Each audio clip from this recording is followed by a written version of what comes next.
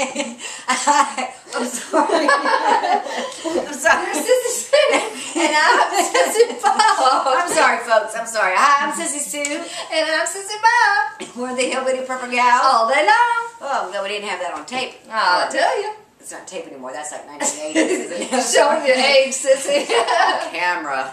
Technical terms. So what are we talking about today? On video. Video. Oh, can't remember. We're talking about alternative heat. And I know we've talked about it before. But it's just not. It's not alternative heat. But it is falling under alternative heat. But it's actually prepping on the cheap alternative heat. And not just alternative heat. You can cook too. Alternative heating, cooking, warming. Dryer. You can stick your. Oh, that's true. It's good. You can hang your socks off of it and all kinds of good stuff. But you'll see that. So this is for the little cabin that Sissy's been building. Yep. And for the little cabin, I mean, I thought we were going to take the, the mother of No, all. this is going in my house when I move. Oh. You're going to have a house? Yeah. Oh. Okay. Who's going to be in the cabin? You. Oh. And Jonathan Bob. Oh. Taj Mahal. Timmy Cabela's. The big horn. I thought she was going to be putting this, but I guess she's putting that in the house that they're building down there. Yep. So the cabin is going to have the stove, which Sissy, she fired it all up and did everything to it. Oh, yeah. Didn't burn out on it. But at first I was like, why did you buy that stove? What do you mean, why did I buy that stove? I'm asking, why did you buy it? I bought the stove to heat the cabin. I know, but why didn't you go with like the little cast iron or... Well, it is cast iron. That one outside? It is? It's just a smaller cast iron. That one outside? Yeah. It's considered like a military portable tent type thing. Okay. But it's perfect for a little cabin because our cabin is so little, Sissy. Really, if we put a stove like this in, one, it would just take way too much space. Two, it burns us out of 2,000 square feet. Can you imagine what it would do in 200 square feet? But I think one thing that you were talking about, because they're trying to do this cost effective because there's going to be more than one cabin, and so we're trying to do it cost effectiveness. And with the cost of everything, here and then at the retreat, so I was looking for something that would work, but something that was very inexpensive. And we've actually seen, remember before we were going to buy those stoves a few months ago, back when it was cold? Right. And folks, we saw these stoves, we saw some of them were like up to, what, like $369? Granted, they're probably... Well, and there's some benefits to those, but I looked at the negative comments on the one that we ended up buying, and I explained it more later when we did the review of it, but the reason why I went ahead and bought it, even though it had a couple of little negative things about it, was because it was very inexpensive fixes. And it was well worth the money that I'd be saving. Right. Now, folks, I only have one problem with this stove that Sissy has or bought.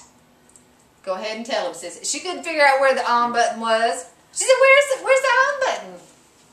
Because you know what? Because I understand that when the stuff hits the fan, it's going to be hard times for everybody. Things are, we're going to be put in situations that we're not going to be used to.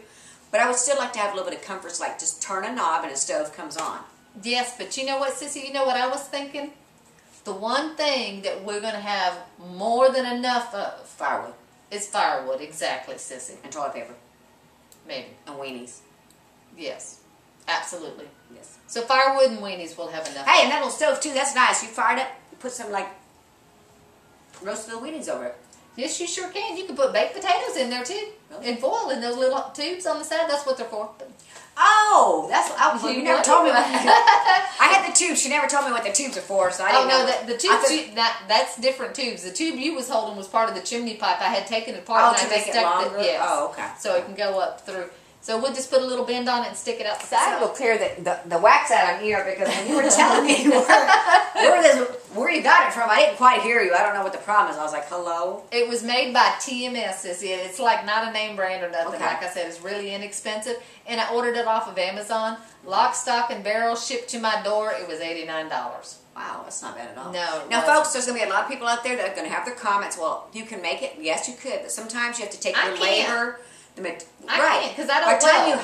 By the time you hire a welder, or if you know how to weld, then great. Then we need you to come to our BOL. You know what? If you know how to weld and you can make one, just ship me one. That's right. C.O. Sissy Bob. For us out there, for us other folks who already are doing too much and we don't have the time to actually make one of these stoves, to buy it for $89, deliver to your door, hey, it's cheap. Right. It's instantaneous. You ain't got to sit there and have someone build it for you. It might take 6 months. SHTF happens. your stove is still in pieces and you ain't got no alternate form of heating or cooking. And if I was making it, it would still be in pieces. Not true. I like your door right there on the floor. That's why I was Hey, like, that's not pieces. It's done. oh, it's done. It's done. Oh, okay. But if it was really done, the door would be on your cabin down at the BOL. Well, but it's raining down there right now. Oh, okay. Haha. Check us out. So, she bought the little stove. Now, you did some stuff to it. Yep. You primed it, or what did you call it? It's all in the video that'll follow, Sissy. Yeah, she did all that. I just kind of came afterwards. She just wanted to know where the on-off button was. I want to know where the on-off button was, and how do I cook on it, and where do I put my weenies when I get ready to roast them. She didn't even want to know that. She said, where's the on-off button? Once I told her there wasn't one, she said, handle it, Sissy. All right. I purchased this little barrel wood-burning stove off of Amazon. It was only $69. It had some reviews that showed it had a couple of little problems, but it was like nothing that couldn't be overcome. One of the things that was talked about was right here. You'll see the door is a little loose, and it doesn't make a good seal, but again, there's ways to deal with that. So it's not too bad. You get some loss there. And then some people complain that the draft adjustment here, was loose. That wasn't a problem. It's just got a little spring in there and a screw, so that's not a big deal. And on the door, what I thought is, it is a little loose, but I don't think that's that big of a deal, because I was thinking I could get the same stuff that we use on our wood-burning stove in the house, that, you know, kind of felt stuff that goes around there, and use that, and I think that should work. And then lastly, they said that the paint will burn off in the first burning, so most people suggested just go on and burn it off, get it over with, and buy a $7 can of paint and of the, you know, heat paint, and repaint it and be done with it. And so that's what I plan on doing. But it's pretty nifty. It's got the little grate here to give you a flat surface so that you can cook, you know, put your wood-burning stove on there. Not your your cast iron skillet if you want. Or you can flip it out and hang your socks on it to dry. I've got this little homemade fire starter that I take little wood shavings and old lint and old wax from the ends of candles, melt it down and put it into egg cartons after they don't become stable enough to hold my eggs anymore. So let's put that in there and see if we can't get a fire started. Well, there's been no problem keeping a fire burning in this thing, that's for sure. And it does put out a lot of heat. Now, you'll see I've got a lot of smaller stuff burning in there right now. I don't think this piece will fit in there, but I'm going to see.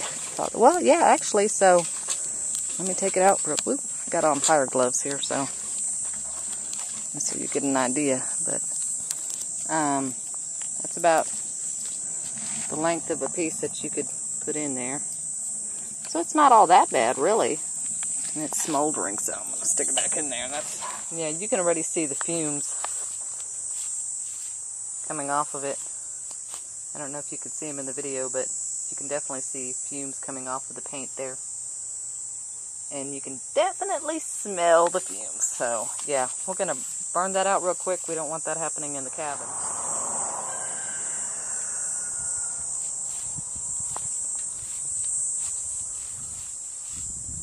Wow, this little puppy is putting out some serious heat. This thing could definitely heat our cabin. Alright, well, it's been burning for, what do you say, Pa? Probably been going for about an hour now, maybe? And you can see, like 30 minutes. Okay, maybe only 30 minutes, but you can see it's a lot of that paint's burnt off, and it's got a lot more to go. I'll probably have to switch the pipes around to burn off the top part of that paint, but yeah, that paint's coming right off. Okay, well, there's the proof in the pudding. It's in the burn zone and still climbing. I